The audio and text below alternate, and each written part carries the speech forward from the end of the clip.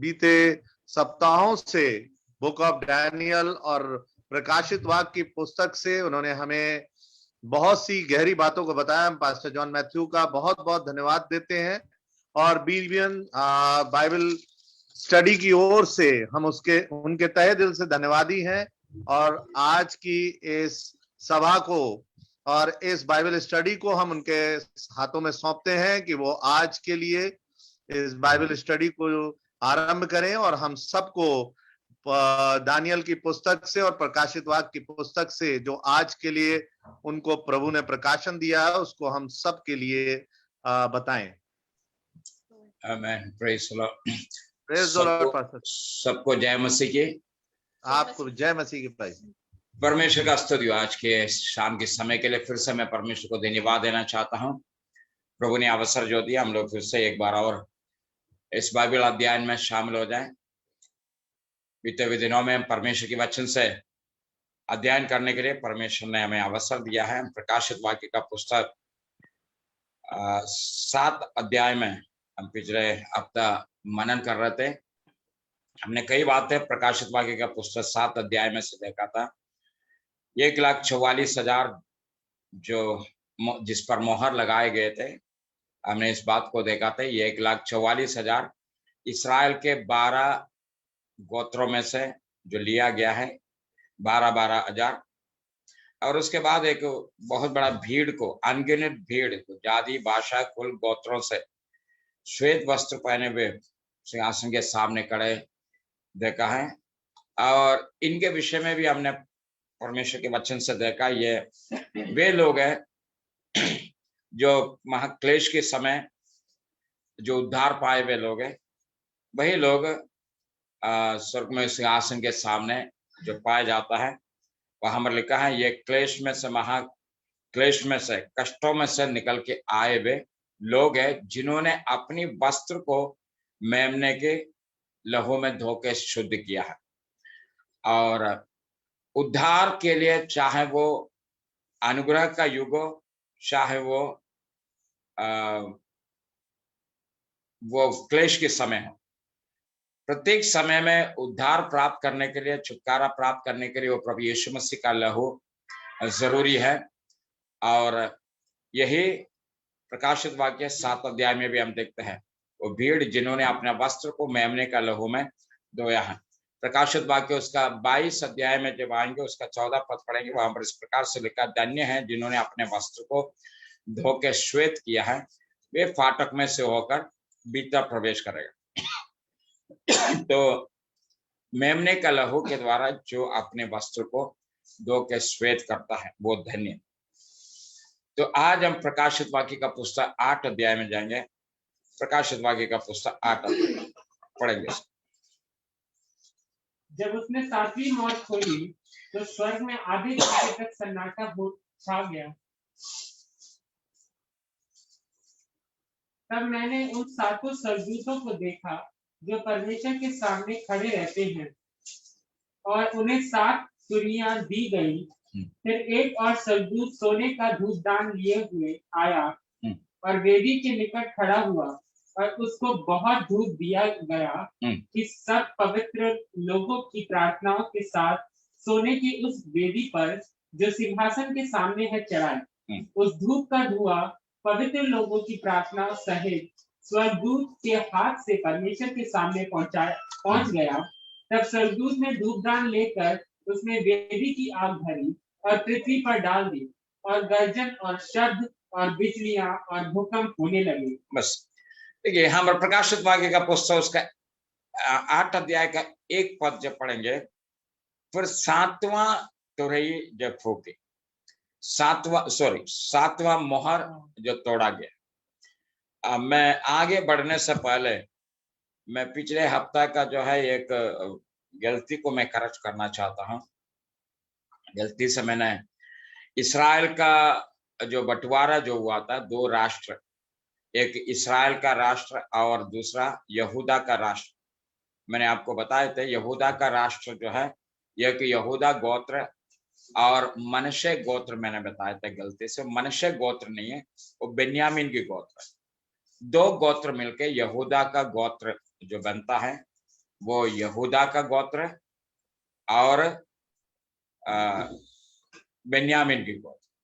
तो पिछले हफ्ता मैंने गलती से उसको मनश्शे का गोत्र जो बताए थे, तो मैं इसको करेक्ट करना चाहता हूँ। अच्छा, तो यहाँ पर प्रकाशित वाक्य 8 अध्याय में जब 7वां मोहर तोड़ता, मेमने ने 7वां मोहर तोड़ा, तो आधा घड़ी तक, आधा घंटे तक स्वर्ग में सन्नाटा छाया जाता है। सन्नाटा छाया मतलब वो चुप हो जाए, मतलब शांत वातावरण हो जाता है। अभी एक सवाल है, ये क्यों? ये जब 7वां मोहर जब तोड़ा गया तो स्वर्ग में सन्नाटा क्यों है अचानक? तो ये जो सन्नाटा जो चाहता है, तो उसका कारण, मतलब केवल एक ही कारण हम जो देखते हैं वो यह है, जब कोई भी अगला जब घटना जब घटता है, लोग इतना अचंभित हो जाता है, वो अचंभित होने के कारण एक शांत वातावरण बन जाता है।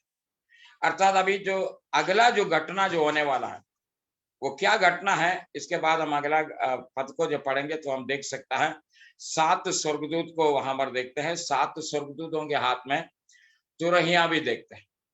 तो ये तुरही फूकने पर जो जो घटना अभी पृथ्वी पर होने वाला है, या इसके बाद जो घटना, तुरही फूकने के बाद अगला जो घटना है 7 कटोरा, वो 7 कटोरा पृथ्वी पर उंडेला जाए। तो ये जब तुरही फूकना और कटोरा उंडेलने के साथ जो जो घटनाएं पृथ्वी में होने वाला है, एक भयंकर घटना है। मतलब उसकी भयानकता के कारण सारे स्वर्ग भी शांत हो जाता है। आधा घड़ी तक सन्नाटा छा जाता है। अब इसके बाद जो है हम अगला जो पद को पढ़ेंगे, दूसरा पद को। तब मैंने उन 7 स्वर्गदूतों को देखा, 7 स्वर्गदूतों को देखा जो परमेश्वर के सामने खड़े रहते हैं, और परमेश्वर के सामने खड़े रहता है, और उन्हें 7 तुरहियां दी गई। फिर एक और स्वर्गदूत सोने का धूपदान लिए हुआ आया और वेदी के निकट खड़ा हुआ, और उसको बहुत धूप दिया गया कि सब पवित्र लोगों की प्रार्थनाओं के साथ सोने की उस वेदी पर जो सिंहासन के सामने है चढ़ाए। उस धूप का धुआं पवित्र लोगों की प्रार्थनाओं सहित स्वर्गदूत के हाथ से परमेश्वर के सामने पहुंच गया। तब स्वर्गदूत ने धूपदान लेकर उसमें वेदी की आग भरी और पृथ्वी पर डाल दी, और गर्जन और शब्द और बिजलियां और भूकंप होने लगे। तो यहाँ पर जो घटना हम जो देखते हैं, जब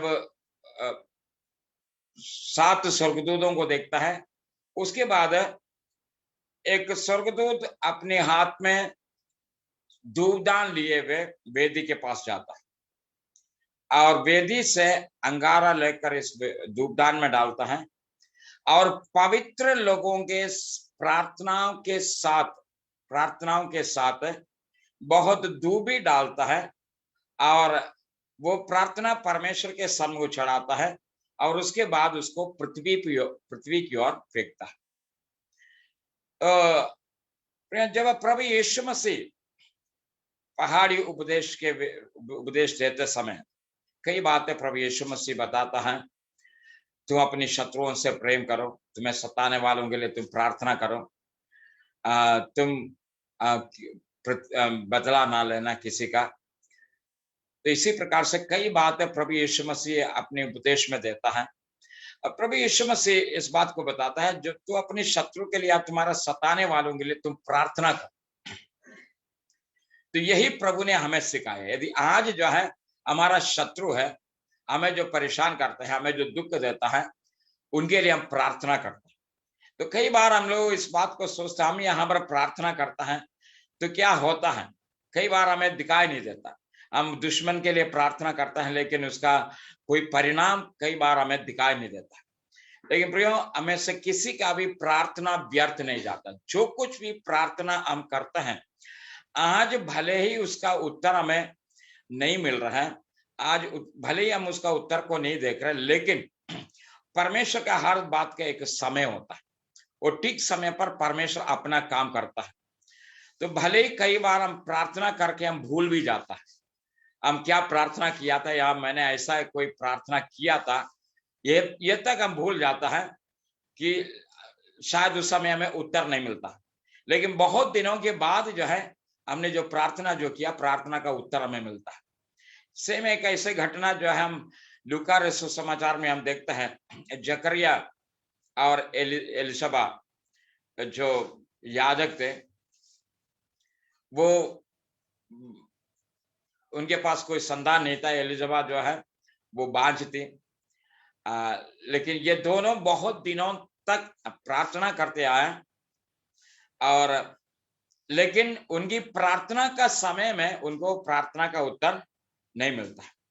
लेकिन काफी जब बुजुर्ग हो गया, वहां पर लिखा दोनों बूढ़े हो गए, बुजुर्ग हो गया, अब इनका संतान उत्पन्न होने का शक्ति समाप्त हो गया, तब गब्रिएल वहां पर आकर जकरिया से बात करता है। तो जकरिया जो है इस जब्रिएल को देखकर वो डरता है, और जो संदेश उन्होंने लेके आए, तेरा प्रार्थना सुना, प्रार्थना का उत्तर प्रभु ने दिया है कि तुम्हें एक बेटा मिलेगा। और ये सुनकर जकरिया क्या करता है, ये कैसे हो सकता है, ये असंभव, मुश्किल है। ये वही व्यक्ति है जो बीते कई सालों से जो प्रार्थना किया, उन्होंने प्रार्थना किया, लेकिन आज वो इतना बुजुर्ग हो गया, वो बीते हुए दिनों में जो प्रार्थना जो किया वो प्रार्थना भी भूल गया। आज उनके सामने केवल एक ही जो है बात उनको नजर आता, असंभव, ये कार्य असंभव है। लेकिन वही समय परमेश्वर उनकी प्रार्थना का उत्तर देकर गब्रिएल को वहां पर भेजता।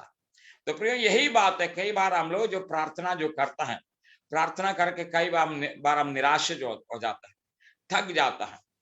तो लेकिन परमेश्वर का अपना एक समय होता है, ठीक समय पर परमेश्वर उसका उत्तर देता है। तो उसका एक उदाहरण हम यहाँ पर प्रकाशित वाक्य का पुस्तक 8 अध्याय में हम जो देखते हैं, जो पवित्र लोगों की प्रार्थना जो स्वर्ग में पहुंचता है, वो परमेश्वर के सामने शायद अपने शत्रुओं के लिए उन्होंने प्रार्थना किया होगा, उनके सताने वालों के लिए उन्होंने प्रार्थना किया होगा, लेकिन उसका जो है कोई भी न्याय या जजमेंट कभी परमेश्वर ने किया नहीं, या उनका बदला कभी उनको नहीं मिला। तो लेकिन यहां पर हम क्या देखते हैं, वो स्वर्गदूत पवित्र लोगों की प्रार्थना को धूपदान में डालकर, उसके साथ बहुत से धूप भी डालकर, फिर उस अंगारे को पृथ्वी की ओर फेंकता है। तो उसका कारण क्या है, क्यों पृथ्वी की ओर फेंकता है? क्योंकि जिस विषय के लिए पवित्र लोगों ने प्रार्थना किया था, शत्रुओं के लिए जो प्रार्थना किया है, प्रभु उसका बदला पृथ्वी को देता है। तो यही हम यहाँ पर इस दर्शन के द्वारा हमें जो दिखाया देता है, या परमेश्वर की आत्मा हमें जो सिखाना चाहता है। अभी अगला पद से हम पढ़ेंगे, उसका 3रा पद से। फिर एक और स्वर्गदूत सोने का धूपदान लिए हुए आया और वेदी के निकट खड़ा हुआ, और उसको बहुत धूप दिया गया कि सब पवित्र लोगों की प्रार्थना सहित सोने की उस वेदी पर जो सिंहासन के सामने है चढ़ाए। उस धूप का धुआं पवित्र लोगों की प्रार्थना सहित स्वर्गदूत के हाथ से परमेश्वर के सामने पहुंच गया। अब यहाँ पर जो धूप वेदी है, एक वेदी जो है हम पर जो देख रहे हैं आप, इस तस्वीर में आप देख सकते हैं, ऊपर जो है एक स्वर्गदूत खड़ा है, एक वेदी के पास, उसके हाथ में धूपदान भी है, और यहाँ पर 7 स्वर्गदूत खड़े हैं। तो ये सब प्रकाशित वाक्य 8 अध्याय की घटना। तो ये जो वेदी जो सिंहासन के सामने, हम जब इस वेदी को देखते हैं तो आपको ध्यान देना है, पुराना नियम में निर्गमन में परमेश्वर ने मूसा को जो निवास स्थान जो बनाने के लिए कहा था, निवास, प्रकाशित वाक्य निर्गमन का पुस्तक उसका 25 अध्याय 8 पद से। और वे मेरे लिए एक पवित्र स्थान बनाए।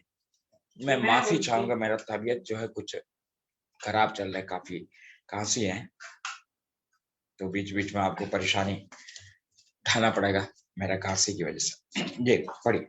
और वे मेरे लिए एक पवित्र स्थान बनाए कि मैं उनके बीच निवास करूं। देखिए, परमेश्वर मूसा से कहता वे मेरे लिए एक पवित्र स्थान बनाए कि वो मेरे, ताकि मैं उनके बीच में निवास करूं।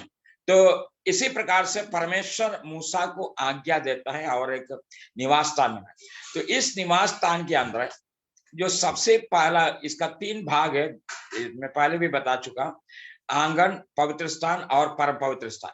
इसमें जो परम पवित्र स्थान है जहां पर वाचा का संदूक रखा है, तो ये निवास स्थान जो है, परमेश्वर ने जो कुछ भी मूसा को जो दिखाया उसी के अनुसार बनाना था। परमेश्वर ने कहा जैसा मैंने दिखाया वैसा ही सब कुछ बनाना। तो इसका मतलब एक निवास स्थान परमेश्वर ने उनको दिखाया। अभी सवाल ये, निवास स्थान या तंबू, ये मंदिर कहाँ का है? ये मंदिर स्वर्गीय मंदिर है। तो स्वर्गीय मंदिर मतलब जहां पर हम जिसको परम पवित्र स्थान जो कहता है, परम पवित्र स्थान वही स्थान है जहां पर परमेश्वर वास करता है। और स्वर्ग में परमेश्वर जहां पर वास करता है, और निवास स्थान के अंदर परम पवित्र स्थान, परमेश्वर का जो सिंहासन जो है वो वाचा का संदूक है। वाचा के संदूक का जो ढकना जो है उसको प्रायश्चित का ढकना बोलता है, या अनुग्रह का सिंहासन भी बोलता है, थ्रोन ऑफ मेर्सी भी बोलता है। तो जिसके ऊपर परमेश्वर का उपस्थिति, परमेश्वर वास करता है। तो इस परम पवित्र स्थान से जब बाहर की ओर निकलेंगे तो एक पर्दा है। पर्दा के पास जो सबसे पहला जो वस्तु जो दिखाई देता है वो है धूप वेदी। तो ये धूप वेदी, जैसा आप इसमें जो आप देख रहे हैं, जो स्वर्गदूत जो वेदी के पास जो खड़ा है, इसी प्रकार से धूप वेदी है, वो वाचा का संदूक के बाहर पवित्र स्थान में, या ये वाचा का संदूक के पास पाया जाता है। तो याजक लोग जो है इस वेदी के पास जाकर धूप चढ़ाता है, और इसी में से जो धुआं, सुगंध जो परमेश्वर के भवन के अंदर जो मंडरा फैलता है, उसी समय परमेश्वर का तेज या शेकेना स्वर्ग से उतरता है। एक ऐसी महिमा परमेश्वर की भवन के अंदर दिखाई देता है। तो निवास स्थान के अंदर भी एक ऐसा सोने का वेदी आप देखते हैं। तो सेम वैसा ही एक वेदी स्वर्ग में परमेश्वर के सिंहासन के पास है। तो इसी वेदी के पास स्वर्गदूत जाता है, पवित्र लोगों का प्रार्थना के साथ बहुत धूप डालकर वो परमेश्वर के सम्मुख चढ़ाता है, और उस अंगारे को या धूपदान के अंगारे को पृथ्वी की ओर फेंकता है। पढ़िए और आगे प्रकाशित वाक्य का पुस्तक। उस धूप का धुआं पवित्र लोगों की प्रार्थनाओं सहित स्वर्गदूत के हाथ से परमेश्वर के सामने पहुंच गया। तब स्वर्गदूत ने धूपदान लेकर उसमें वेदी की आग भरी और पृथ्वी पर डाल दी, और गर्जन और शब्द और बिजलियां और भूकंप होने लगे। देखिए, वो अंगारा, उसके अंदर की आग जो पृथ्वी के अंदर फेंकता है, तो बहुत बड़ा गर्जन के साथ पृथ्वी में कई घटनाएं होने लगता है। तो उसका कारण अभी पृथ्वी पर क्या फेंका है, वो अंगारा, वो धूपदान के अंदर का अंगारा जिसमें पवित्र लोगों की प्रार्थना मिला हुआ और बहुत से धूप मिलाया गया, वो पृथ्वी के अंदर फेंका। तो पृथ्वी के अंदर कई प्रकार का घटनाएं घटता है। मतलब ये परमेश्वर का जजमेंट है, जो पृथ्वी के अंदर जो भी पवित्र लोगों के साथ जो पृथ्वी के लोगों ने जो किया है, उसका प्रतिफल परमेश्वर पृथ्वी के लोगों को जो देता है। तो प्रिय ध्यान दें, हम कभी भी जो है बदला लेना ये हमारा काम नहीं है। हमें जैसा परमेश्वर का दास भजनकार दाऊद भजन संहिता उसका 40 अध्याय पहला पद में इस प्रकार से लिखा, मैं धीरज से यहोवा की बाट जोता रहा, उसने झुक कर मेरी दुआ को सुन लिया। तो परमेश्वर का लोग परमेश्वर के समय का प्रतीक्षा करता है। परमेश्वर को कार्य करने के लिए हमें इंतजार करने की जरूरत है। तो परमेश्वर जो कार्य करता है वो मनुष्य जैसा करता वैसा नहीं करता। परमेश्वर का कार्य, परमेश्वर जब किसी की ओर हाथ बढ़ाता है तो कोई उसको रोक नहीं सकता है। जब परमेश्वर किसी को दंड देता है कोई उसको रोक नहीं सकता है। तो यहाँ पर इस समय पृथ्वी के लोगों के ऊपर परमेश्वर का दंड आता है। अभी हम आगे की ओर जाएंगे।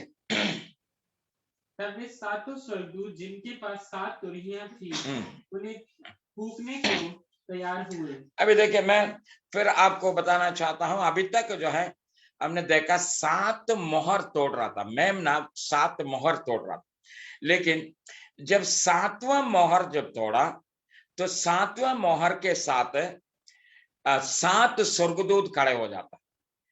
वो 7वां मोहर तोड़ने के खोलने के साथ जो घटना है, यहां पर 7 स्वर्गदूत आता है, 7 स्वर्गदूत तुरही फूकने के लिए तैयार होता है।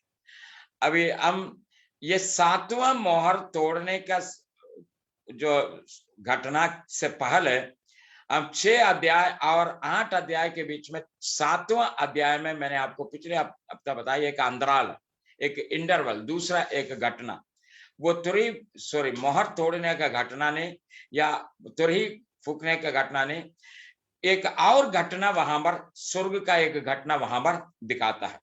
लेकिन उसके बाद, उस अंतराल के बाद फिर अगला जो 7वां मोहर जो तोड़ता है, तो ये 7 स्वर्गदूत तुरही फूकने के लिए तैयार हो जाता है। अभी फिर हम आगे की ओर जाएंगे, तो एक एक स्वर्गदूत जब तुरही फूकता है, एक एक घटना पृथ्वी पर घटता है। तो ये 8 अध्याय और 9 अध्याय के अंदर हम देखते हैं, एक एक तुरही फूकता है तो एक एक घटना पृथ्वी पर घटता है। तो उसके बाद जब 7वां तुरही फूकेगा, तो फिर वहां पर एक नया घटने के लिए, नया कार्य करने के लिए और 7 स्वर्गदूत तैयार हो जाता है, और 7 स्वर्गदूतों के हाथ में 7 कटोरा, तो वो 7 कटोरा पृथ्वी पर उंडेलने लगता है। तो देखना, ये शुरुआत क्या है, 6 अध्याय का पहला पद से एक एक 7 मोहर वाला पुस्तक का एक एक मोहर तोड़ता है। तो जब 7वां मोहर तोड़ता है, 7वां मोहर से पहले एक अंतराल देखता है, 7वां मोहर तोड़ता है तो 7 तुरही फूकने के लिए 7 स्वर्गदूत तैयार हो जाता है। उसमें से भी 7 स्वर्गदूत जब एक एक तुरही फूकता है, तो उसका 7वां तुरही फूकने के साथ 7 और स्वर्गदूत 7 कटोरा लेकर खड़े हो जाता है कि पृथ्वी पर वो कटोरा उंडेले। तो ये एक एक घटना, चाहे वो तुरही हो, चाहे मोहर तोड़ना हो, चाहे वो कटोरा उंडेलना हो, ये प्रत्येक कार्यों के साथ पृथ्वी के अंदर बहुत भयानक घटनाएं, विपत्तियां होने लगता है। तो अभी यहां पर स्वर्गदूत जो तुरही फूकता है, तो देखिए पहला तुरही जब फूकता है क्या घटना घटता है। पहले स्वर्गदूत ने तुरही फूकी और लहू से मिले हुए ओले और आग उत्पन्न हुई और पृथ्वी पर डाली गई, और पृथ्वी की 1/3 जल गई और पेड़ों की 1/3 जल गई और सब हरी घास भी जल गई। दूसरे स्वर्गदूत ने तुरही फूकी तो मानो आग से जलता हुआ एक बड़ा पहाड़ समुद्र में डाला गया, और समुद्र का 1/3 लहू हो गया, और समुद्र के 1/3 प्राणी मर गए, और 1/3 जहाज नष्ट हो गए। तीसरे स्वर्गदूत ने तुरही फूकी और एक बड़ा तारा जो मशाल के समान जलता था स्वर्ग से टूटा और नदियों की 1/3 पर और पानी के सोतों पर आ पड़ा। उस तारे का नाम नागदोना है, और 1/3 पानी नागदोना सा कड़वा हो गया, और बहुत से मनुष्य उस पानी के कड़वे हो जाने से मर गए।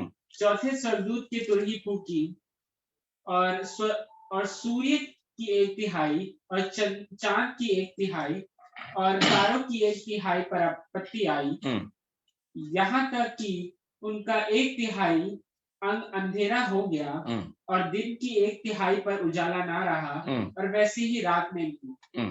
जब मैंने फिर देखा तो आकाश के बीच में एक उकाब उड़ते और ऊंचे शब्द से ये कहते सुना, उन 3 स्वर्गदूत की तुरही के शब्द के कारण जिनका फूकना भी बाकी है, पृथ्वी के रहने वालों पर हाय हाय हाय।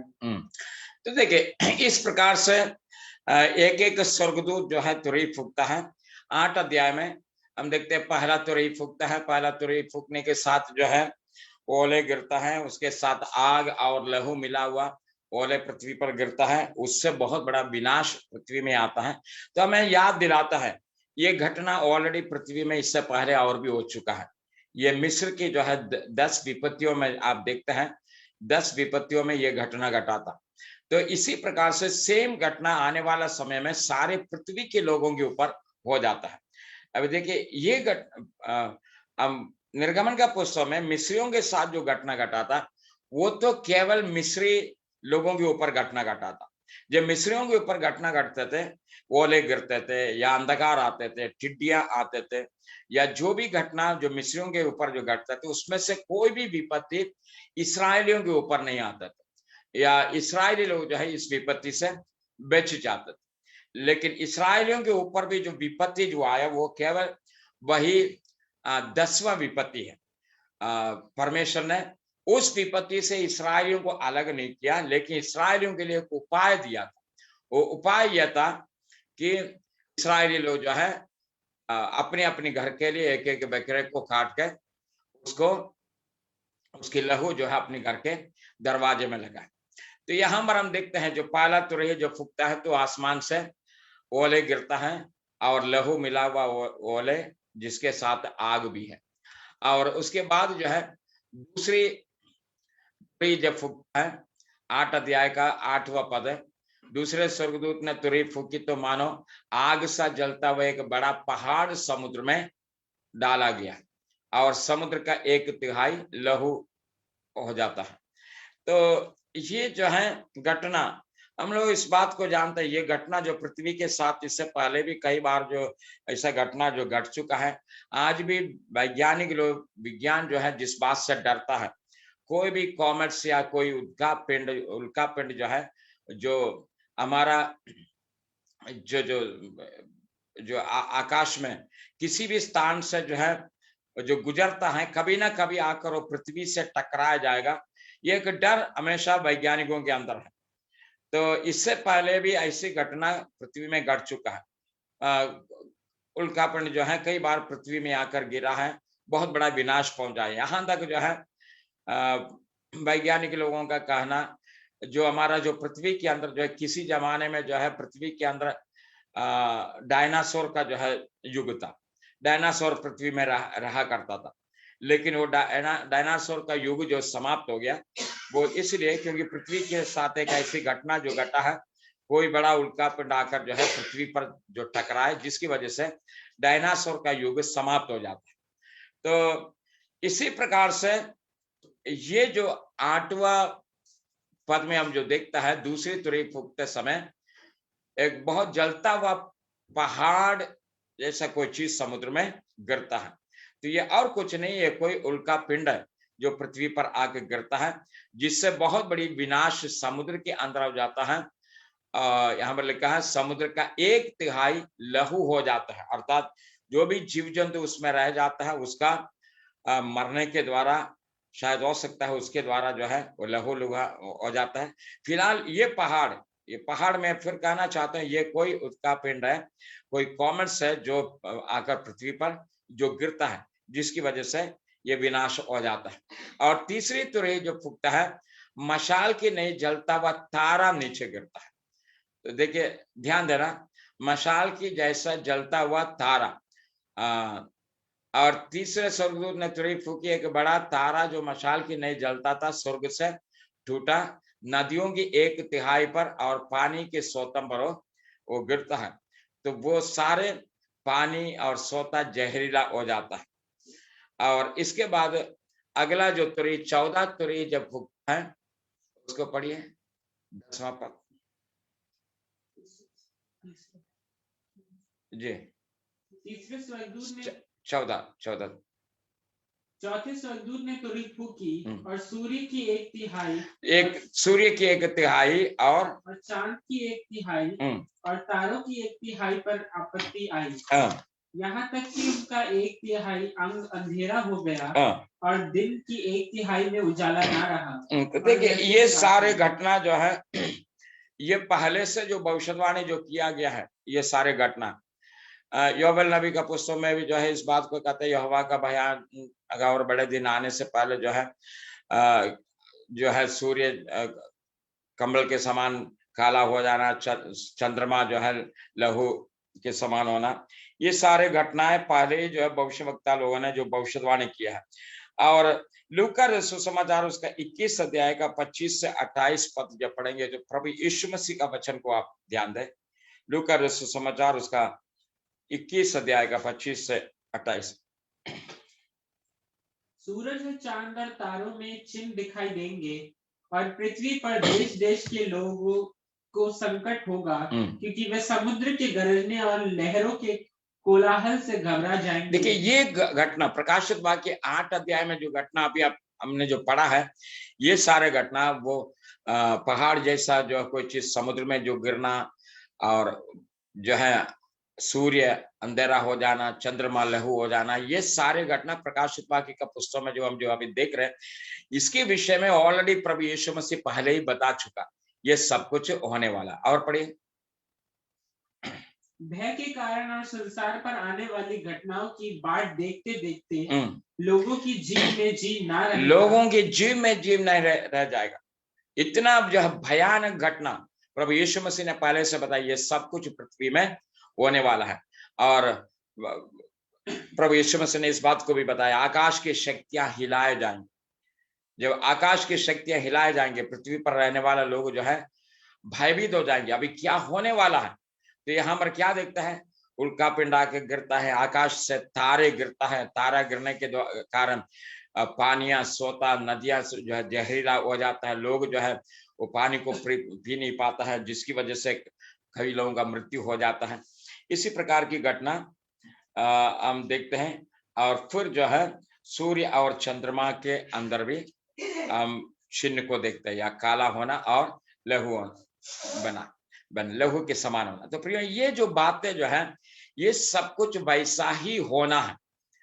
मैं फिर इस बात को कहेंगे, प्रकाशित वाक्य के पुस्तक के अंदर कई बातें हम जो है जो चिन्हों के द्वारा, चिन्ह के द्वारा सिंबॉलिक जो है शब्द इस्तेमाल किया है। लेकिन हर बात को केवल हम सिंबॉलिक ही ना ले लें, लेकिन बहुत से घटना जो है उसका वास्तविक जो है वैसा ही घटना होना है। जैसा सूर्य काला होना, चंद्रमा लहू होना, और पृथ्वी पर उल्काएं गिरना है, और इसी प्रकार की सारी घटनाएं, ये सब कुछ पृथ्वी के साथ होना है। क्योंकि हम देखते हैं मिस्र के अंदर जो घटा वो वास्तव में वो घटना घटा है, वास्तव में घटा है।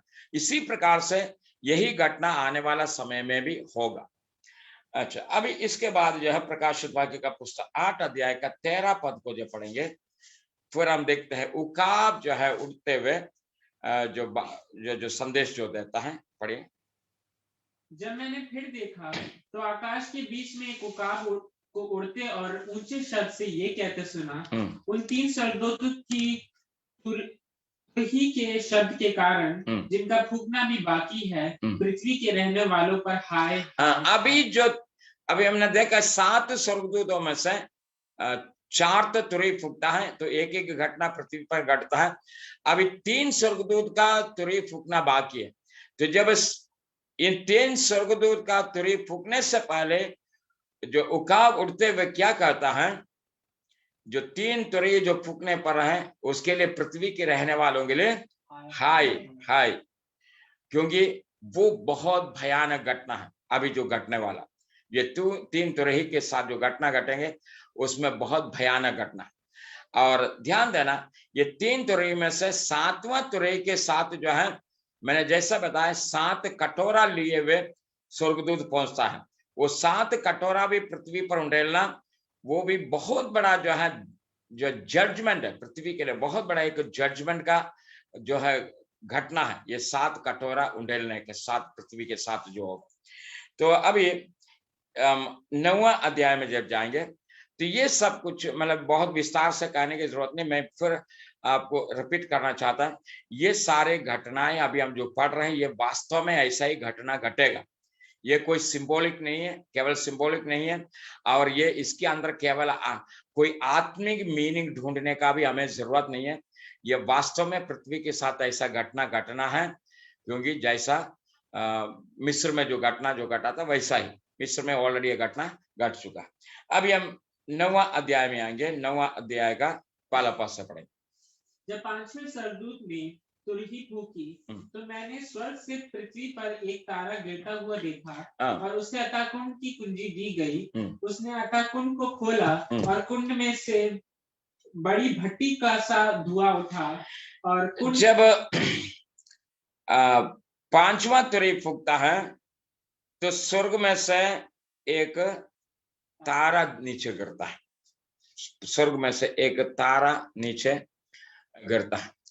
तो सवाल यह है, ये क्या है, ये तारा क्या है? देखिए उसको फिर से आप दूसरा पद से पढ़िए। उसने अताकुंड को खोला। उसने अताकुंड को खोला। किसने? जो अभी जिसके लिए कहा स्वर्ग से एक तारा नीचे गिरा है, और उस तारे के लिए कहता है उसने अताकुंड को खोला। तो अभी सवाल यह है, ये तारा कैसे अताकुंड को खोला? ये तारा जाकर कैसे अताकुंड को खोला? तो हमें इसको समझने की जरूरत है। ये तारा क्या है? तो जब हम पुराना नियम के अंदर भी जाता है, पुराना नियम में भी कई स्थानों में ऐसी घटना को देखते हैं। स्वर्गदूत के विषय में जो कहा गया है, स्वर्गदूत के लिए कहा गया है वो तारा, या स्वर्गदूत को तारे के रूप में दर्शाया। मैं 9वां अध्याय की जो है इस तारे के विषय में बताना चाहता हूं, जो ऊपर से जो गिरा है। लेकिन 8 अध्याय में भी हमने देखा तारा गिरता है नदियों में और स्रोतों में गिरता है तो जहरीला हो जाता है। वो तारा और इस तारे में फर्क, वो तारा वास्तव में उसको आप कोई उल्का पिंड भी कह सकता है। तारा तो जो है बहुत बड़ा है, लेकिन ऊपर से जब उल्का पिंड भी गिरता तो हमें तारा जैसा ही नजर आ जाता है। तो वो उसमें से कोई चीज है जो पृथ्वी पर जो गिरा। लेकिन जब 9वां अध्याय में जब हम आता है, जो तारा पृथ्वी पर गिराया गया है, या हम देखते हैं जिसने अताकुंड को जो खोला है वो एक व्यक्ति है या एक स्वर्गदूत। अभी हम थोड़ा सा पुराना नियम की ओर जब जाएंगे, पुराना नियम में कई ऐसी घटनाएं देख सकता है। कई स्थानों में प्रकाशित वाक्य 1 अध्याय का 20 पद जब पढ़ेंगे, वहां पर जो है कलीसिया का दूत को भी तारा कहा गया। जरा पढ़िए प्रकाशित वाक्य 1 अध्याय का 20वां पद। अर्थात उन 7 तारों का भेद जिन्हें तूने मेरे हाथ में देखा था, और उन 7 तारों और उन 7 सोने की दीवटों का भेद, वे 7 तारे 7 कलीसिया के दूत हैं। 7 तारे 7 कलीसिया का दूत है। प्रकाशित वाक्य 1 अध्याय का 20 पद में गाते। अभी अय्यूब का पुस्तक उसका 38 अध्याय का 6 पद को पढ़े। अय्यूब का पुस्तक उसका 38 अध्याय का 6 पद। उसकी नेम कौन सी वस्तु पर रखी गई? ये सृष्टि के विषय में जो अय्यूब जो विवरण जो देता है उसके विषय में हम यहाँ पर देखते। पढ़िए इसको। उसकी नींव कौन सी वस्तु पर रखी गई? उसकी नींव कौन सी वस्तु पर रखी गई? या किसने उसके कोने का पत्थर बिठाया? हाँ। जबकि भोर के तारे के एक संग आनंद से गाते थे। भोर की तारे एक संग आनंद से गाते थे। देखिए यहाँ पर भी आप देखते हैं, भोर के तारे एक संग आनंद से गाते थे। तो देखिए यहाँ पर भोर का तारा कौन है जो एक संग जो गाते? ये सृष्टि के विषय में, जो परमेश्वर पृथ्वी की रचना जो कर रहे थे, या जो भी सृष्टि जब रच रहा था, तब स्वर्गदूत जो है बहुत बड़े झुंड के साथ आनंद मनाते थे। परमेश्वर का सृष्टि को देखकर वो खुश होते थे, आनंद मनाए। अभी हम प्रकाशित यशायाह का पुस्तक उसका 14 अध्याय उसका 12 पद में जब आएंगे, यशायाह उसका 14 अध्याय का 12 पद। जो स्वर्गदूत जो स्वर्ग से जो गिराया गया, उसी स्वर्गदूत के विषय में, जिसको हम शैतान के नाम से आज जानता है, या लूसीफर के नाम से जो जाना जाता है, उसके विषय में यहाँ पर बताया। देखिए यशायाह 14 अध्याय का 12। हे भोर के चमकने वाले तारे, तू कैसे आकाश से गिर पड़ा है? भोर की चमकने वाले तारे, तू कैसे आकाश से गिर पड़ा। तो देखिए ये विषय मैं फिर रिपीट करूंगा, ये विषय जो है ये लूसीफर के लिए कहा गया। मतलब ये जो बोर के तरह, या हमारे हिंदी बाइबल में बोर की तरफ चमकने वाला तारा कहा गया उसको, ओ लूसीफर। ओ लूसीफर, लूसीफर का मतलब शैतान नहीं है, वो चमकने वाला तारा, तारा के लिए कहा गया। लेकिन आज हम शैतान के लिए वो शब्द का प्रयोग करता है, वो लूसीफर है। लेकिन किसी समय में ये शैतान के लिए प्रयोग नहीं किया गया, वो स्वर्गदूत था, बहुत चमकदार महिमा से परिपूर्ण स्वर्गदूत था। उस स्वर्गदूत को भोर की तरह चमकने वाले तारे के रूप में बताया गया, वर्णन किया गया। अभी ये तारा विशेषकर यशायाह का पुस्तक 14 अध्याय का 12 पद के अंदर जो विषय जो वर्णन किया है, इसको समझना है ये कौन है, क्या है। यहेजकेल का पुस्तक 28 अध्याय का 16 और 17 पद को जो पढ़ेंगे तो हम देख सकता है ये किसके विषय में कहा जाता है।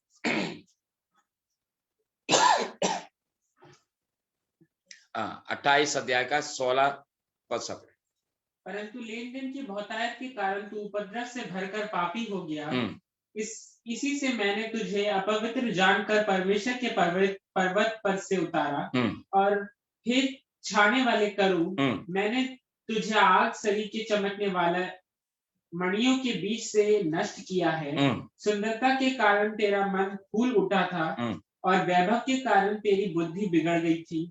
मैंने तुझे भूमि पर पटक दिया और राजाओं के सामने तुझे रखा कि वे तुझको देखें। अभी देख इसका थोड़ा सा और 12 पद से पढ़ी। मनुष्य के संतान, एक मनुष्य के संतान सोर के राजा के विषय में विलाप का गीत बनाकर उससे कहे, परमेश्वर यहोवा यो कहता है, तू तो उत्तम से भी उत्तम है, तू बुद्धि से भरपूर और सर्वांग। तो देखिए यहाँ पर परमेश्वर जो संदेश जो यहेजकेल को जो देता है, या यहेजकेल का भविष्यवाणी में 12 पद में सोर की राजा के विषय में ये विलाप का गीत गा। ठीक है, सोर की राजा। अभी सवाल यह है, ये जो नीचे जो वर्णन किया गया है, जरा सा आप देखिए उस वहां से नीचे जब आप पढ़ेंगे, क्या सोर की राजा मतलब उस समय का एक राज था सोर है? सोर एक देश था, एक राज था। तो उसी राज का राजा के लिए कहा जाता है तुम उसके विरुद्ध में विलाप कर। तो सवाल यह है, क्या ये वही राजा था जो यहेजकेल का समय में जो सोर का जो राजा था, उसी राजा के लिए कहा गया या और किसी के लिए बताया गया? पढ़िए इसको, फिर मैं चाहूंगा उसको ध्यान से आप पढ़े 12 पद से। हे मनुष्य के संतान, सोर के राजा के विषय में विलाप का गीत बनाकर उससे कहे, परमेश्वर यहोवा यूं कहता है, तू तो उत्तम से भी उत्तम है। तुम उत्तम से भी उत्तम है। किसके लिए कहा जाता? सोर के राजा के लिए। तू उत्तम से उत्तम है, तू बुद्धि से भरपूर और सर्वांग सुंदर है। तू परमेश्वर की एदन नामक बारी में था, परमेश्वर की एदन नाम बारी में थे, तेरे पास आभूषण। अभी देखिए सवाल यह है, क्या सोर का राजा के एदन नाम बाटिया में रहा? कब रहा सोर के राजा? सोर का राजा तो सोर का राजा। लेकिन प्रियो, मैं आपको बताना चाहता हूं, ये और किसी के विषय में नहीं, इसी लूसीफर के विषय में या उस स्वर्गदूत के विषय में कहा जाता है, जिसके विषय में यह यशायाह का पुस्तक 14 अध्याय का 12 पद में अभी हमने जो पढ़ा है। तो मैं थोड़ा सा इसके विषय में आपको फिर इसको विस्तार से बताना चाहता है। ये स्वर्गदूत जो है वो कौन है?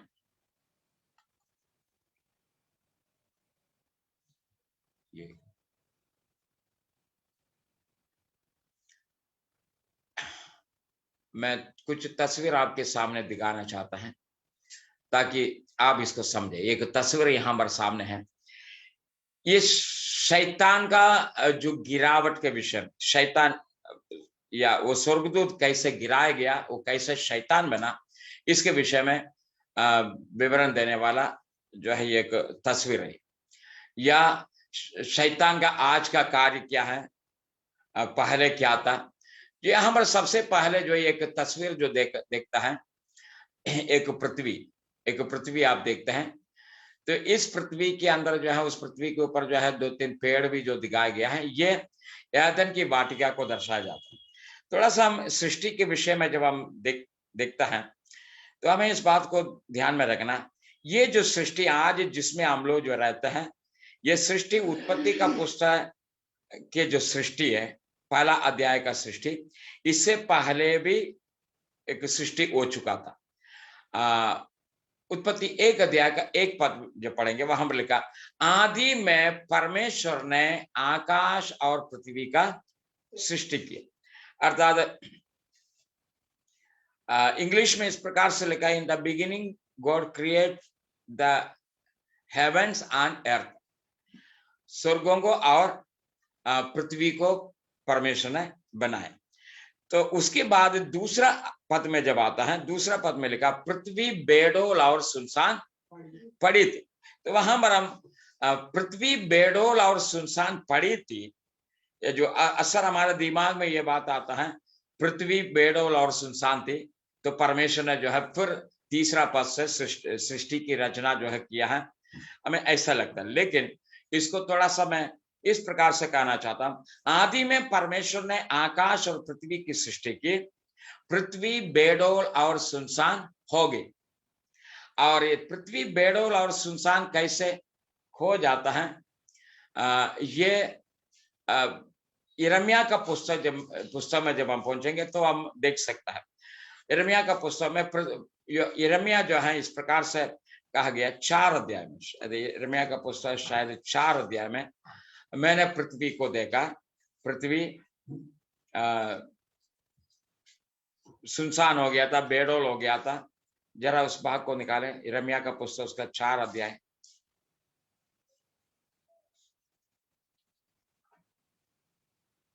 23 पद से।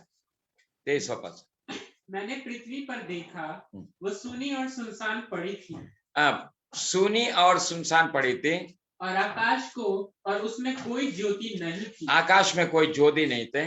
मैंने पहाड़ों को देखा, मैंने पहाड़ों को देखा, वे हिल रहे थे, और सब पहाड़ियों को कि वे डोल रही थी, सब पहाड़ियों को कि वो डोल रहे थे। फिर मैंने क्या देखा कि कोई मनुष्य भी ना था, कोई मनुष्य भी नहीं था उसमें, और सब पक्षी भी उड़ गई थी, और सब पक्षी भी उड़ गए थे।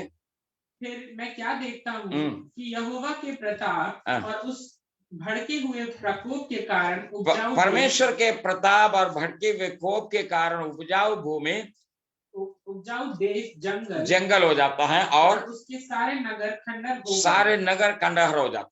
तो अभी सवाल ये घटना कब घटा, ये कब की घटना है? तो प्रिय, यही घटना है जो यहेजकेल का पुस्तक 28 अध्याय में हम जो देखते हैं। जो जैसा मैंने आपको बताया, उत्पत्ति का पुस्तक 1 अध्याय में परमेश्वर सारे सृष्टि को रचना किया। यिर्मयाह का पुस्तक 4 अध्याय का 23 पद के अनुसार परमेश्वर का कोप पृथ्वी पर पड़ने के कारण क्या हो गया? इसको पढ़िए, उस 23वां पद को। मैंने पृथ्वी पर देखा, वे सूनी और सुनसान पड़ी थी। कारण क्या है उसका? नीचे आप देखते हैं, परमेश्वर का प्रताप और कोप के कारण पृथ्वी उजाड़ हो जाता है। तो यही उजाड़ है। उत्पत्ति का पुस्तक 1 अध्याय का 2 पद में हम देखते हैं, पृथ्वी बेडोल और सुनसान पड़ी थी। और परमेश्वर, उसके आगे का पद, परमेश्वर की आत्मा जल के ऊपर मंडराते थे। जब परमेश्वर ने कहा उजियाला को, उसका 2 पद को पढ़ी, बेडोल और सुनसान पड़ी थी, और गहरे जल के ऊपर अंधियारा था, तथा परमेश्वर की आत्मा जल के ऊपर मंडराता रहा। तो देखिए, आप इस तस्वीर के अंदर देखें, जो पहला जो सृष्टि यहाँ पर जो देखते हैं, हम कह सकते हैं आदि में परमेश्वर ने आकाश या स्वर्ग और पृथ्वी का सृष्टि किया। अभी हम उत्पत्ति का पुस्तक उसका 1 अध्याय का 8वां पद में जब आएंगे, और परमेश्वर ने उस अंतर को आकाश कहा, तथा सांझ हुई, फिर भोर हुआ। इस प्रकार दूसरा दिन। उत्पत्ति के पुस्तक 1 अध्याय का 8वां पद में हम देखते हैं परमेश्वर वहां पर आकाश को बनाता है। तो यहां पर परमेश्वर 8वां पद में आकाश को बनाता है। तो फिर सवाल यह है, ये पहला पद में कौन सा आकाश बनाया? तो प्रिय, वही मैं कहना चाहता हूं, पहला पद में जो आकाश जो शब्द आया, ये आदि में परमेश्वर ने स्वर्गों को और पृथ्वी को बनाया, और पृथ्वी बेडोल और सुनसान हो गया। कैसे हो जाता है? परमेश्वर का कोप के कारण। अभी सवाल यह है, ये कोप कैसे, प्रकोप कैसे पृथ्वी पर आए? उसका कारण क्या है? वही यहेजकेल का पुस्तक 28 अध्याय का घटना है। 28 अध्याय में सोर की राजा का विषय में विलाप कर, मैं फिर कहना चाहती हूँ, ये सोर का राजा के विषय का जो यहाँ पर जो खत्म किया वो सोर का राजा, उस समय के राजा के विषय में नहीं। बाइबल के अंदर कई स्थानों में जब दानियल का पुस्तक उसका 9 अध्याय में जब दानियल परमेश्वर के सम्मुख प्रार्थना करता है तो प्रार्थना का उत्तर लेकर स्वर्गदूत दानियल के पास आता है। तो स्वर्गदूत दानियल से क्या कहता है, पहला दिन जिस दिन तू समझने बूझने के लिए अपने आप को दीन करके समर्पित करके परमेश्वर के सम्मुख प्रार्थना किया, उसी दिन तेरा प्रार्थना सुना गया। परमेश्वर ने उत्तर दिया, मुझे भेजा, तेरे पास भेजा। लेकिन पिछले 21 दिन तक पारस की राजा ने मुझे रोक रखा।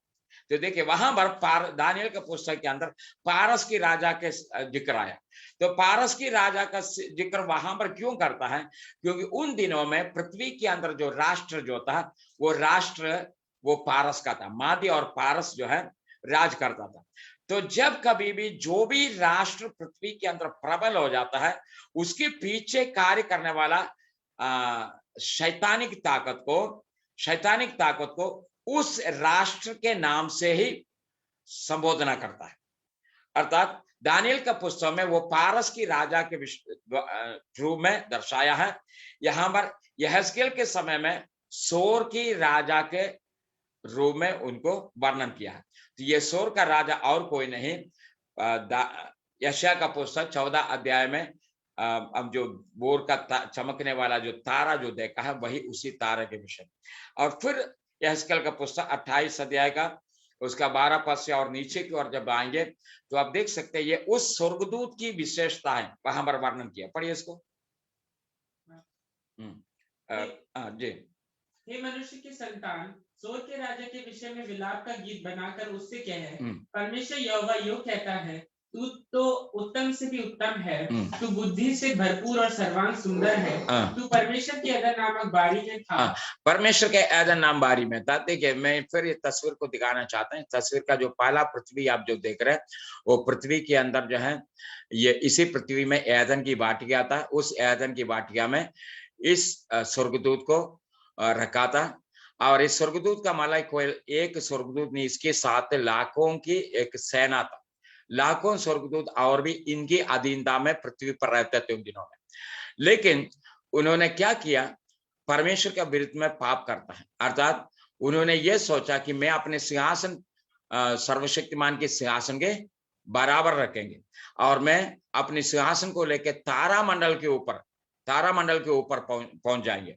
तो इस बात को सोच कर यही लूसीफर या यही स्वर्गदूत ये बात सोच के ऊपर की ओर जा रहा था। तो आप देख सकते हो ऊपर में एक ये जो पहला जो पृथ्वी यहाँ पर जो देख रहे हैं, इस पृथ्वी के यहाँ से ऊपर की ओर एक जो है आरो दिखाई दिया है। ये लूसीफर का उस समय का जो विचार था, मैं ऊपर की ओर जाऊंगा, अपने सिंहासन परमेश्वर के सिंहासन के बराबर में रखूंगा। और यही पाप उन्होंने किया। तब परमेश्वर क्या करता है, उस स्वर्गदूत को वहां से नीचे गिरा देता है। तो वही नीचे गिराने की घटना यशायाह का पुस्तक 14 अध्याय में बताया गया। तुम कैसे मार खा के नीचे गिरा, ये भोर के चमकने वाला तारा, तो कैसे नीचे गिरा। इस प्रकार से वो नीचे गिराया जाता है। और फिर उसके पाप के कारण परमेश्वर क्या करता है, इस पृथ्वी को, प्रभु की योजना थी कि वो आगे बढ़े और आगे जाकर के और लोगों तक पहुंचे। और शायद यही कारण था कि दुनिया के कई कोनों तक ये सुसमाचार पहुंच गया। अगला पॉइंट है, रात आने वाली है, कटनी के लिए भेजें। हेलो, अगर हम बड़े बड़े शहरों की बात करें, अगर हम बड़े बड़े मेगा सिटीज की बात करें जहां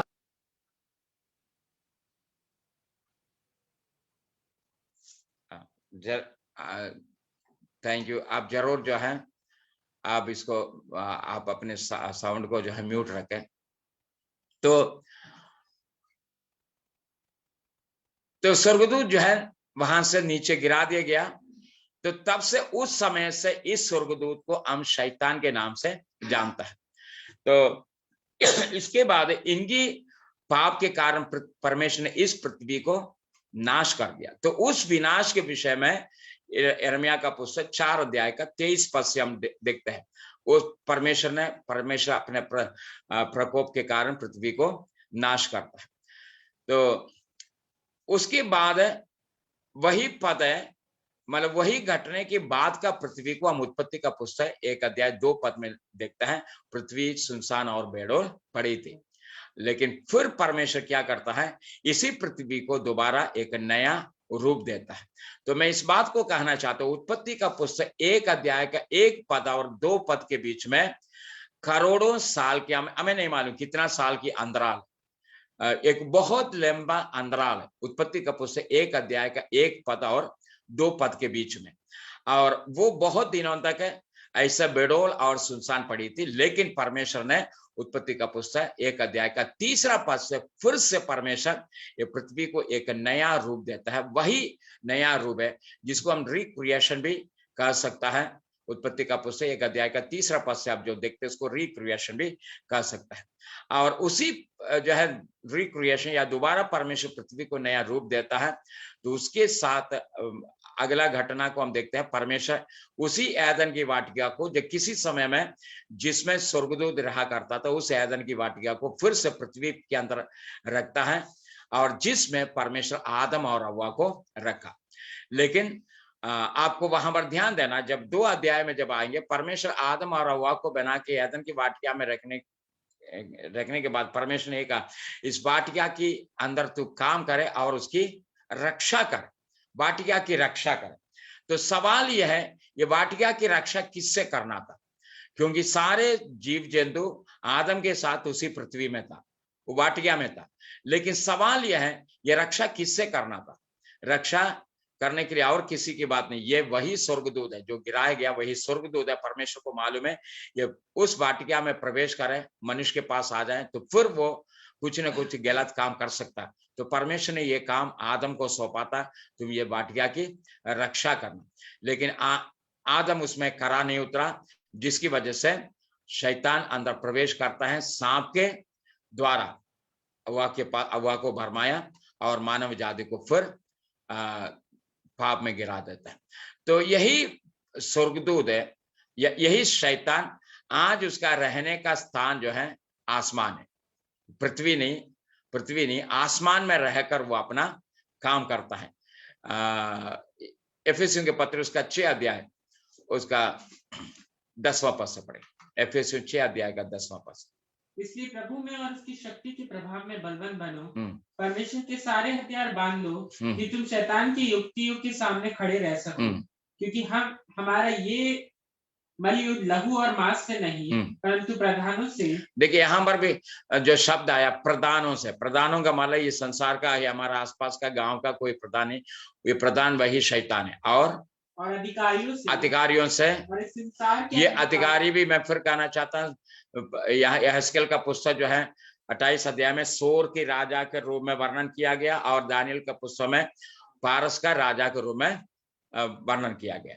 और ये प्रधानों से और अधिकारियों से और इस संसार के अंधकार के हाकिमों से, इस संसार के अंधकार के हाकिमों से, और उस दुष्टता की आत्मिक सेनाओं से हैं जो आकाश में। तो देखिए ध्यान देना, ये दुष्ट आत्मा की सेना और ये शैतान की सेना आज आकाश में।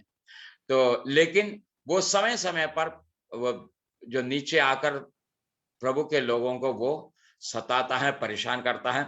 और प्रकाशित वाक्य का पुस्तक उसका 12 अध्याय में जब आएंगे, उधर भी शैतान का स्थान को आप देख सकते हैं। उसका 10वां पद से पढ़े, प्रकाशित वाक्य 12 अध्याय का 10वां पद से। फिर मैंने स्वर्ग से ये बड़ा शब्द आते हुए सुना, अब हमारे परमेश्वर का उद्धार और सामर्थ्य और राज्य और उसकी मसीह का अधिकार प्रकट हुआ है, क्योंकि हमारे भाइयों पर दोष लगाने वाला, हमारा भाइयों पर दोष लगाने वाला जो रात दिन हमारे परमेश्वर के सामने उन पर दोष लगाया, हाँ, रात दिन परमेश्वर के सामने उन पर दोष लगाया करता, ये वही शैतान है जो परमेश्वर के सम्मुख जाकर जो है प्रभु के लोगों के विरुद्ध में दोष लगाता है।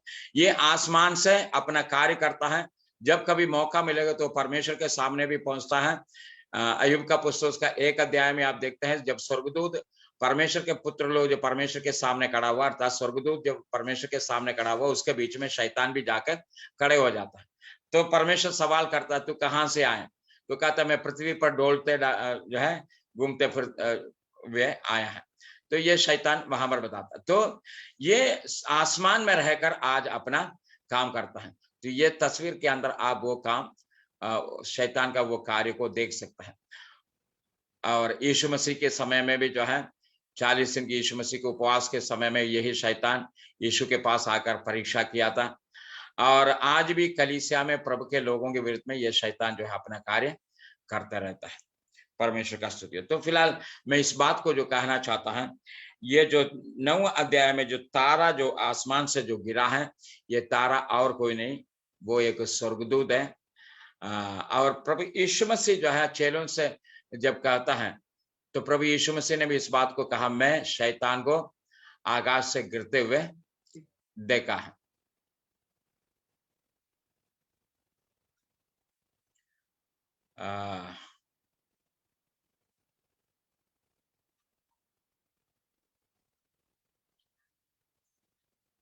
लूका उसका 10 अध्याय का 18 पद।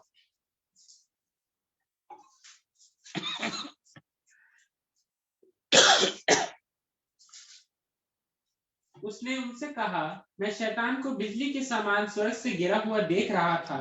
देखो, मैंने तुम्हें सांपों और बिच्छू को रौंदने का और शत्रु की सारी सामर्थ पर अधिकार दिया है। तो अभी समझ में आया होगा, ये तारा जो है ये एक स्वर्गदूत है जो ऊपर से नीचे गिराया गया है। तो कुछ लोगों का मानना यह है ये शैतान है, लेकिन हम इस बात को नहीं कहेंगे वो शैतान है। लेकिन फिलहाल अतः कुंड का चाबी उन्हीं के पास है, उन्होंने अतः कुंड का दरवाजा द्वार खोल देता है। तो देखिए इसके विषय में यहाँ पर एक नाम भी जो दिया गया है, प्रकाशित वाक्य 9 अध्याय का 11वां पद। अतः कुंड का दूत उन पर राजा था, उसका नाम इब्रानी में अबद्दोन और यूनानी में अपुल्योन है। तो इसको थोड़ा सा और पीछे से 5वां पद से पढ़ेंगे। उन्हें लोगों को मार डालने का तो नहीं, पर 5 महीने तक पीड़ा देने का अधिकार दिया गया। ये तब की बात है, वो राजा, वो स्वर्गदूत या तारा जो नीचे गिरता, वो जाकर अतः कुंड को खोलता है।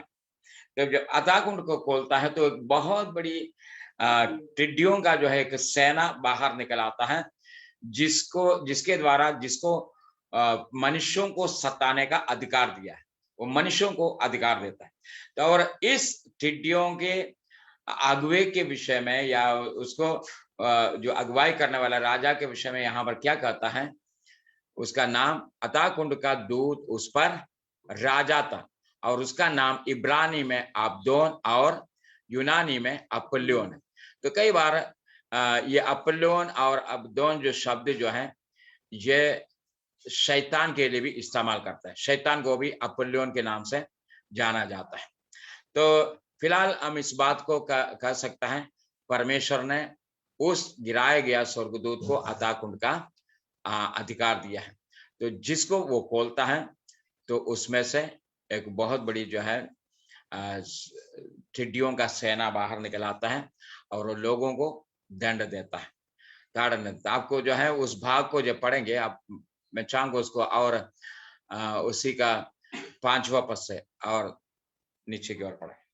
उन्हें लोगों को मार डालने का तो नहीं, पर 5 महीने तक पीड़ा देने का अधिकार दिया गया। लोगों को मार डालने का नहीं, वो उनको केवल पीड़ा देने का, वो डंग मारता है। देखिए टिड्डी का विशेषता भी यहाँ पर दिया गया है। ये टिड्डी साधारण टिड्डियां नहीं है। पिछले दिनों में जो है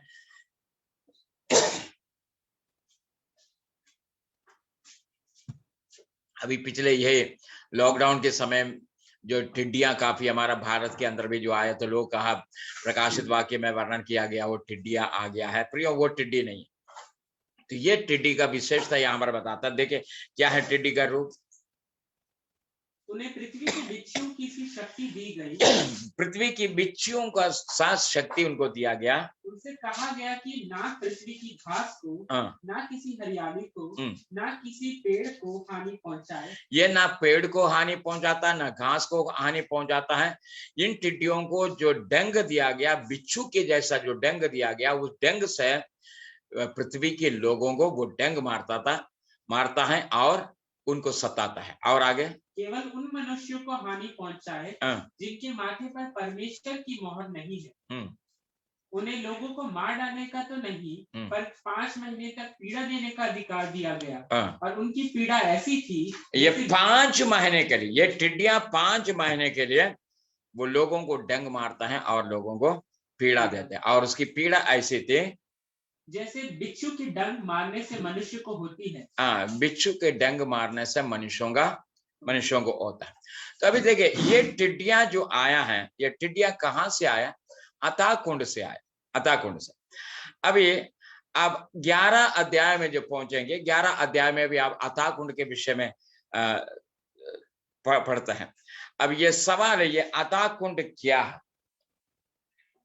अथाह कुंड क्या है, इसको भी हमें थोड़ा सा समझने की जरूरत है, क्योंकि ये अथाह कुंड को प्रकाशित वाक्य में कई स्थानों में वर्णन किया। यहाँ पर ये टिड्डियां जो निकलता है वो अथाह कुंड से निकला, और प्रकाशित वाक्य 11 अध्याय में जो पशु जो निकल आएगा, वो पशु भी इसी अथाह कुंड से निकल के आएगा। और फिर प्रकाशित वाक्य 20 अध्याय में जब आएंगे तो हम देखते हैं शैतान को 1000 साल के लिए इस अथाह कुंड में बंद रखेगा। तो ठीक है, तो एक ऐसी स्थान है जिसको अथाह कुंड कहा जाता है। तो वो स्थान क्या है, इसको हम अगले बाइबल स्टडी में थोड़ा विस्तार से और जो है देखेंगे। फिलहाल में ये जो तस्वीर है, वो तस्वीर को एक बार और आपके सामने रखेंगे। तो उसमें आप देख सकते हैं, ये पृथ्वी के निचले भाग में जो है कुछ स्थान जो बनाया गया। मैं ये नहीं कहेंगे जो है सेम ऐसे ही होगा, ये किसी ने जो है अपनी कल्पना से ये तस्वीर को बनाया। तो इसके जो है ये भाग जो है, ये जिसको अथाह कुंड जो है कि काल्पनिक जो है रूप दिया है, जहां पर शैतान को 1000 साल के लिए गिराया जाएगा। तो लेकिन बाइबल के अंदर जो वर्णन किया गया, चाहे अथाह कुंड हो, चाहे नरक हो, चाहे पीड़ा का स्थान हो, ये सारे स्थानों के लिए अलग अलग नाम दिया, वर्णन किया गया है। तो यहाँ पर आप देख सकते हैं, ये पृथ्वी के निचले भाग में जो कई भाग, एक भाग जो है मेरा यहाँ पर जो माउस जो चल रहा है, इस आप देख सकते हैं, ये भाग है, ये भी अधोलोक के नाम से जाना जाता था। मैंने पिछले दिनों में जो कहा था, स्वर्गलोक, जो पुराना नियम के पवित्र लोग जिस स्थान में जो रहते थे, वो स्थान के रूप में यह वर्णन किया गया है। और दूसरा एक स्थान जो पीड़ा का स्थान, जो माउस जहां जो चल रहे हैं, एक पीड़ा का स्थान, इसी स्थान से धनवान आगे की ओर दृष्टि उठाकर देखा तो लाजर को अब्राहम की गोद में देखता है। और फिर एक और स्थान जो है यहाँ पर आप देख सकते हैं,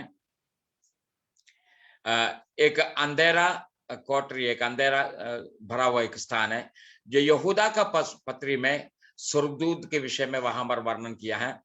जिन स्वर्गदूतों ने पाप किया है, उन स्वर्गदूतों को जंजीरों से जकड़ के इस स्थान में रखा हुआ है। और फिर जो है अगला जो स्थान, जो 14 स्थान हम जो देखते हैं, इसको अथाह कुंड कहा जाता है।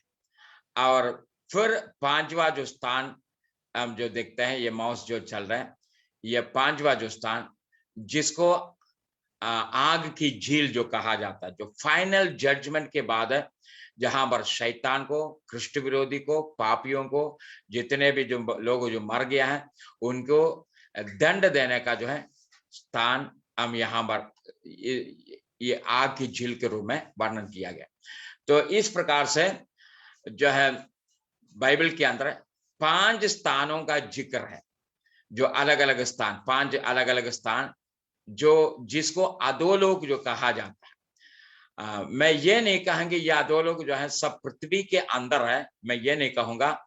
लेकिन कई बार जो हम लोग जो नरक भी जो कहता है, तो तुरंत हम लोग सोचते हैं ये पृथ्वी के नीचे का भाग में है। लेकिन प्रकाशित वाक्य का पुस्तक 21 अध्याय में जब आएंगे तो हम देख सकते हैं आज की पृथ्वी जो है नष्ट करेगा, नाश करेंगे। लेकिन हम 20 अध्याय में हम देखते हैं, और 20 अध्याय में शैतान को जो हमेशा के लिए जहां पर जो डाला जाएगा वो उस नरक के अंदर है, और जो पापियों को जहां पर डाला जाएगा वो भी उस नरक के अंदर है। तो फिर सवाल, जो पृथ्वी हमेशा के लिए जो नष्ट कर दिया जाएगा तो वो नरक कहाँ चले जाएगा? तो मैं ये नहीं कहूंगा ये नरक का मतलब ये पृथ्वी का निचला भाग है। परमेश्वर का सृष्टि का कोई ना कोई एक ऐसे स्थान है जहां पर परमेश्वर ये सारे स्थान बना रखा है। लेकिन हम लोग जब भी बाइबल पढ़ता है या इन बातों को जो सुनता, तो हम लोगों को लगता है ये सब पृथ्वी का नीचे का भाग है। लेकिन फिलहाल हम एक बात तो जान सकता है, पृथ्वी के निचले भाग में लाजर जिस स्थान में गया तो पृथ्वी का निचला भाग था, क्योंकि एफेसियों के पत्र में हम देखते हैं प्रभु यीशु मसीह उस स्थान में उतरा है। तो उसको जरा पढ़ेंगे, प्रकाश एफेसियों के पत्र उसका 4 अध्याय का 7वां पद से पढ़ेंगे। और हम में से हर एक को मसीह के दान के परिणाम के अनुसार अनुग्रह मिला, इसलिए वो कहता है वो ऊंचे पर चढ़ा और बंदियों को बांध ले गया और मनुष्यों को दान दिए। उसके चढ़ने से और क्या पाया जाता है? केवल ये कि वह पृथ्वी के निचली जगहों में उतरा भी था, और पृथ्वी के निचले जगह में उतरा था। यहाँ पर आप जो क्रॉस जो देखते हैं, ये क्रॉस में से जो है 2 आरो, एक आरो जो है यहाँ पर इस भाग में जो आया है पृथ्वी का निचला भाग, जहां पर प्रभु यीशु मसीह उतरा था। और इसी स्थान से प्रभु ने पुराने नियम के पवित्र लोगों को लेकर फिर ऊपर की ओर चले जाता है। तो यही माना जाता है, जब प्रभु यीशु मसीह यहाँ से जब बाहर आ रहा था तो अपने शरीर में प्रवेश किया, कब्र में आकर अपने शरीर में प्रवेश करके वहां से बाहर आया, तब मरियम मगदलीन ने यीशु मसीह का दर्शन देख पाया था। तो लेकिन प्रभु यीशु मसीह यहाँ से इन तमाम लोगों को लेकर यहाँ से ऊपर चले जाता है।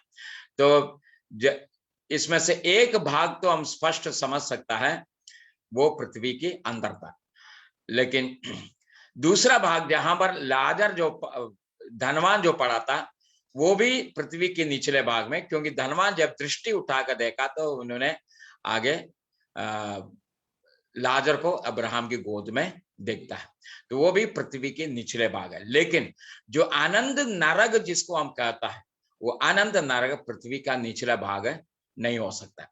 और अतः कुंड भी जो है, ये अतः कुंड भी पृथ्वी के निचले भाग में, क्योंकि अतः कुंड को जब खोला तब उसमें से टिड्डियां बाहर निकल आता है, तो वो पृथ्वी के अंदर की बात है। परमेश्वर का स्तुति। तो इस प्रकार से तारों के विषय, उस तारे के विषय में देखा, जो तारा जो गिराया गया वो कौन था, क्या है। और लूसीफर का भी विषय में हमने देखा, लूसीफर भी किसी समय में पृथ्वी पे यादन की वाटिया में रहते थे, राज करते थे, लेकिन उनके पाप के कारण परमेश्वर उनको उस स्थान से बाहर निकाल के पृथ्वी को नाश करता है। तो ये पृथ्वी इससे पहले भी नाश हो चुका है, ये विज्ञान भी इसके विषय में कहता है। ये पृथ्वी किसी समय में आग से या कोई कॉमेट्स गिरने के द्वारा पृथ्वी नष्ट हुआ था, नाश हुआ था, डायनासोर भी उस पृथ्वी में नष्ट हो गया। ये विज्ञान भी इस बात को मानता है। तो मैं फिलहाल इस बात को कहना चाहता हूँ, ये विनाश जो है और किसी की वजह से नहीं था, वो लूसीफर के पाप के कारण था। ये पृथ्वी एक बार उसका विनाश हो गया था, बेडोल हो गया था, लेकिन उसी पृथ्वी को परमेश्वर दोबारा नया रूप दिया जिसमें आज हम लोग है। लेकिन आने वाला समय में ये पृथ्वी हमेशा के लिए नष्ट कर देंगे। परमेश्वर का स्तुति। तो ये जो तारे के विषय में हमने देखा है, ये तारा और कोई नहीं, वो स्वर्गदूत था, जो गिराया गया स्वर्गदूत, जिनके हाथ में अतागुण का अधिकार है। परमेश्वर का स्तुति हो। तो आज हम यहाँ पर समाप्त करेंगे। अगले हफ्ते हम प्रकाशित वाक्य का पुस्तक 10 अध्याय को हम देखेंगे। यदि आपके पास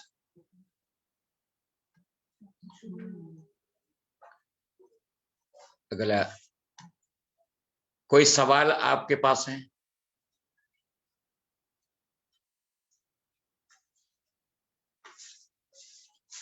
कोई सवाल? प्रकाशित वाक्य का पुस्तक 9 अध्याय में से कोई सवाल?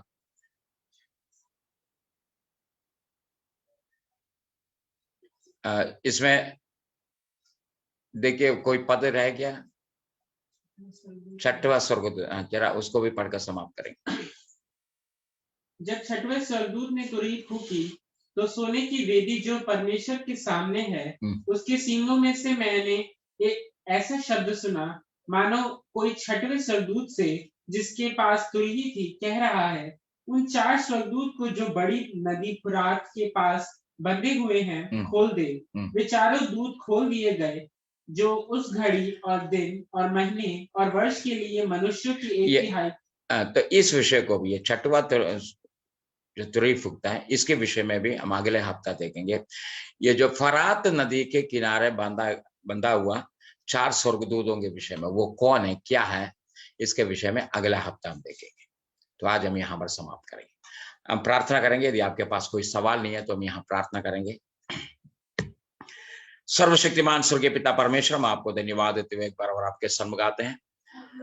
आपकी दया, आपकी करुणा के लिए धन्यवाद देते हैं प्रभु। हम जो भी वचन से जो बातें देखा है, ये सारे विषयों के लिए धन्यवाद देते हैं प्रभु। कई ऐसी बातें जो वचन में जो छिपी हुई बातें हैं प्रभु, ये सारे बातों का अध्ययन जब करते इसको समझने के लिए आप सहायता करें पिताजी। आपके नाम की महिमा हो, हमारी प्रार्थना है प्रभु। आने वाला समय में और भी तेरे वचन को समझने के लिए अपने लोगों को सामर्थ्य, पवित्र आत्मा की अगुवाई दे। प्रत्येक भाई बहनों को आपके हाथ में समर्पित करते आज रात के समय तेरे उपस्थिति प्रत्येक के साथ बना रहे। निरंतर तेरे उपस्थिति में, तेरे आत्मा की अगुवाई में जीवन बिताने के लिए अपने लोगों को मदद करें।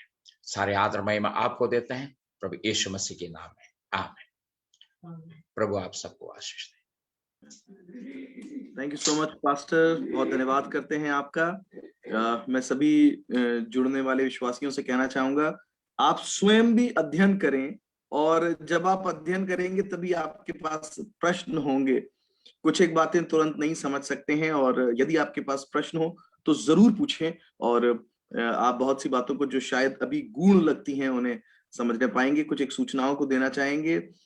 सबसे पहली सूचना ये है कि 27 और 28 मार्च को एक कॉन्फ्रेंस का आयोजन किया जा रहा है, जो कि पास्टर एसआर मनोहर के साथ है। पास्टर एसआर मनोहर प्रभु के एक बहुत अभिषिक्त दास हैं, भविष्यवक्ता हैं, पवित्र आत्मा के वरदानों से भरे हैं, परमेश्वर का वचन उनके पास है।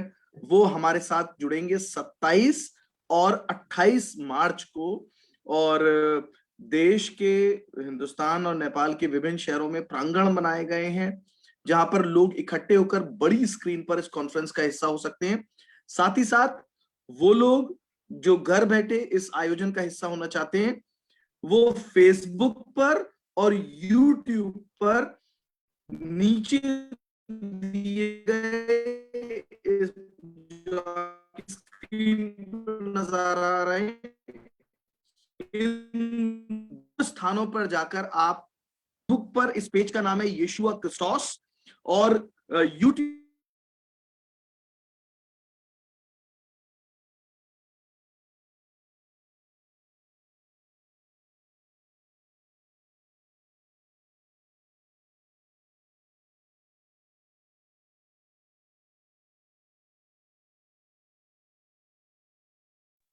No.